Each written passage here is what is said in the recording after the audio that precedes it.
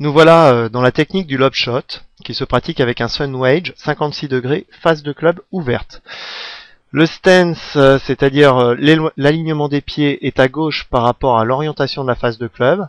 La face de club est beaucoup plus ouverte, elle est au moins de 60 degrés et grâce à son ouverture donnée par la position de la tête de club par rapport aux mains. La tête est centrée dans le cercle, les genoux sont fléchis, le buste est penché en avant, le grip est conventionnel.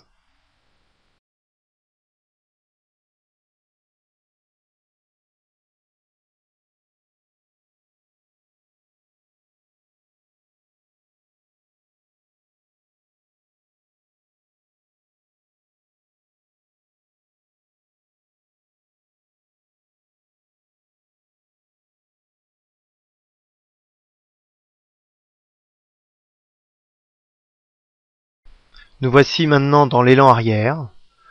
Il y a très peu de transfert de poids. Les poignets s'arment extrêmement rapidement, aidés par la longueur du manche du sun wedge qui est court, donc peu de moments d'inertie, peu de contraintes pour armer les poignets. Les épaules continuent à tourner.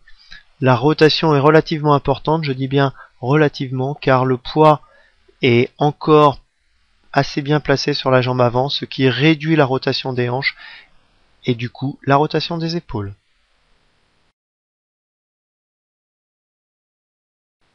De profil, ce qui est primordial quand vous faites le backswing est de suivre la ligne des pieds, c'est-à-dire de monter à l'extérieur par rapport à la cible.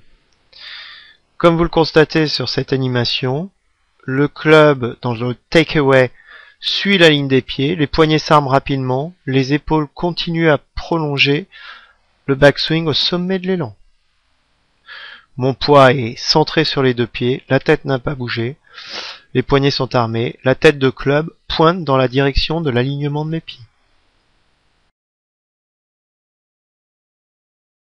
Nous voilà dans la descente. Ce qui est extrêmement important, c'est de ressentir que la descente est amorcée par la chute du club, c'est-à-dire le poids lié à sa gravité.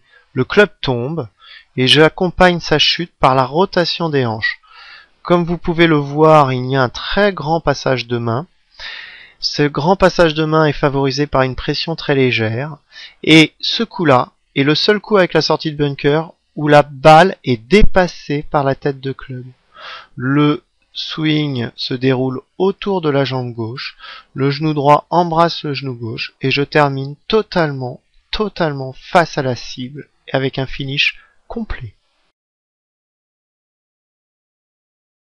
Cette position d'impact montre une parfaite ligne droite entre le bras gauche et le manche du club. Également, la face de club au moment de la collision avec la balle est orientée exactement comme à l'adresse, c'est-à-dire ouverte, le risque étant de fermer la face de club à l'impact. Dernière chose, la tête est centrée par rapport au cercle et la face de main gauche travaille en corrélation avec la face de club.